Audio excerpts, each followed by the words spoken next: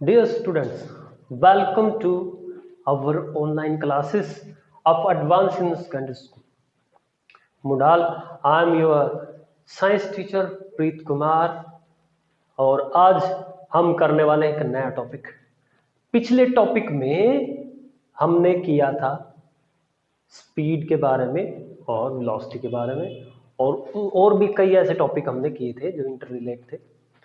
लेकिन आज हम करने वाले हैं एक नया टॉपिक, मजा आएगा। साथ साथ अपने नोटबुक में उतारते रहना पूरा स्पॉट, डोंट वरी कि भाई आज हम करने वाले हैं स्पीड के बारे में।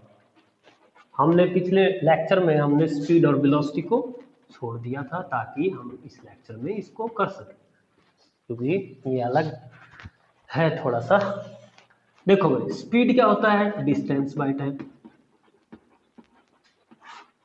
ठीक है। और हमारा वेलोसिटी क्या होता है? Displacement by time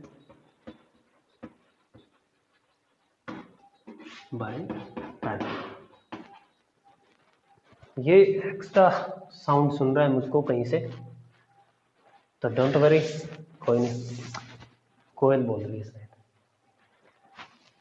speed distance by time, velocity displacement by time.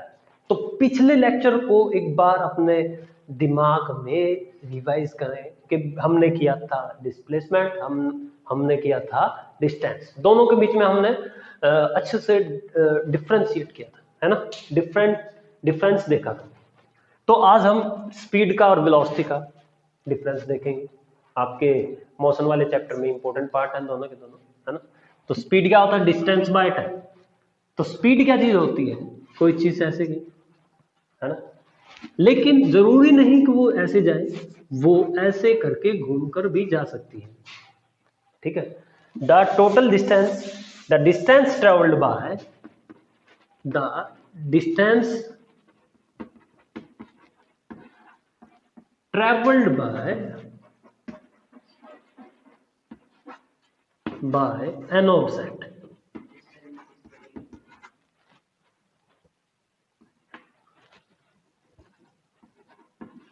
ठीक है।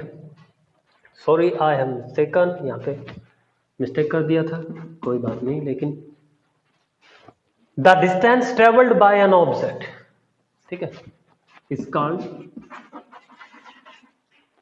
स्पीड। उसको क्या कहा जाता है? स्पीड का। लेकिन वेलोसिटी क्या है?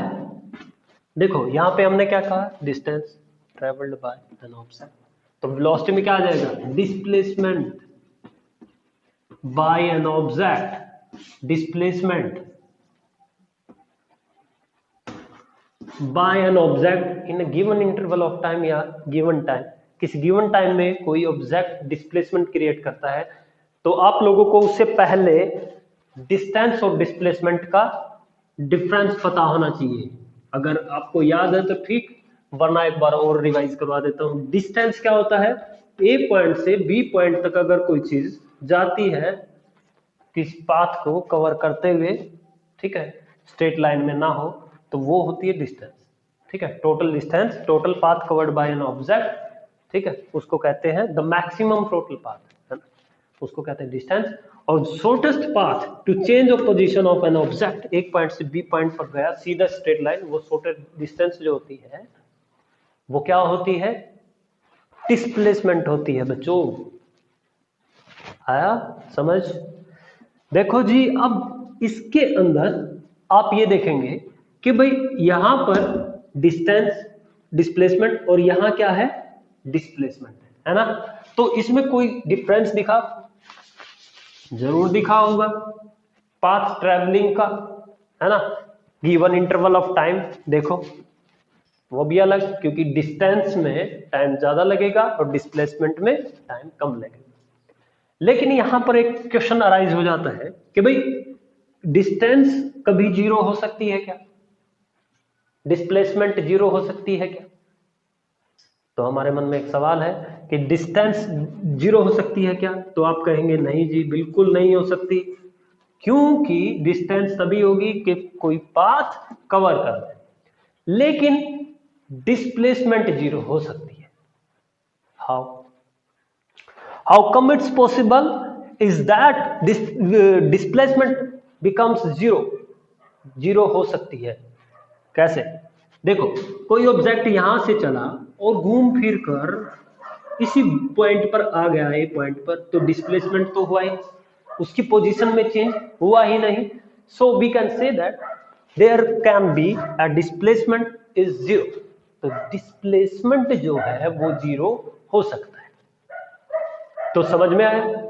तो इस हिसाब से आप ये कह सकते हैं, तो ये आपके क्वेश्चन का आंसर है कि भाई डिस्टेंस जीरो कभी नहीं हो सकता, क्योंकि अगर कोई ऑब्जेक्ट है, वो ऑब्जेक्ट अगर जीरो डिस्टेंस ए से बी की तरफ जाता है तो वो जीरो नहीं होगा, क्योंकि डिस्टेंस कभी जीरो नहीं हो सकता। लेकिन डिस्प्लेसमेंट क्या हो सकता है? जीरो हो सकता है। आ गया समझ में? तो ये था आपका एक अनदर लेक्चर, और उसमें हमने सीखा कि डिस्टेंस क्या होता है, डिस्प्लेसमेंट क्या होता है, साथ में सीखा हमने स्पीड क्या होता है और वेलोसिटी क्या होता है। तो इसी के साथ एक और टॉपिक और कर लेते हैं हम लोग कि भाई एवरेज की बात करें, एवरेज स्पीड की बात करें और एवरेज अगर वेलोसिटी की बात करें तो क्या होगा। अगर मैं इसके सामने एवरेज लगा दूं तो एवरेज में क्या होता है, अलग अलग जो ट्रैवलिंग हमने की उनको टोटल करो और उसके साथ लगा दो total time, total distance covered in total time taken,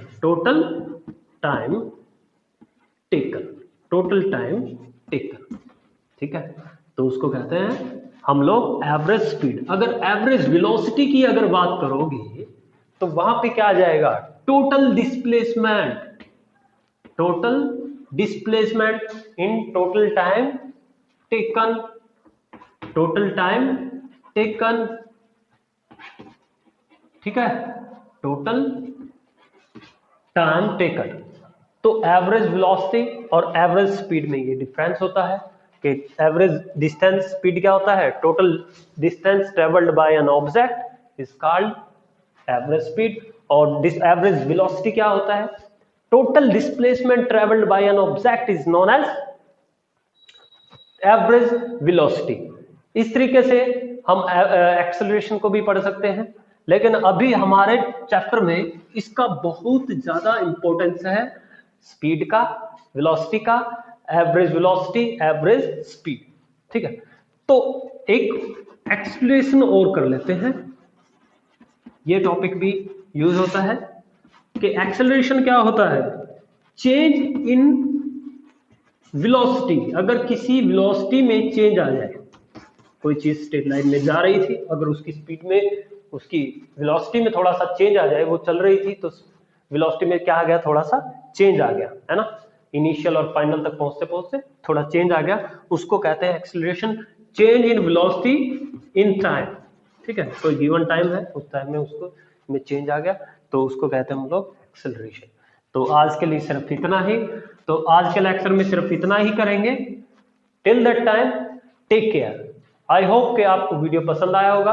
अगर पसंद आया तो लाइक करें, शेयर करें और सब्सक्राइब एडवांस अरीना चैनल।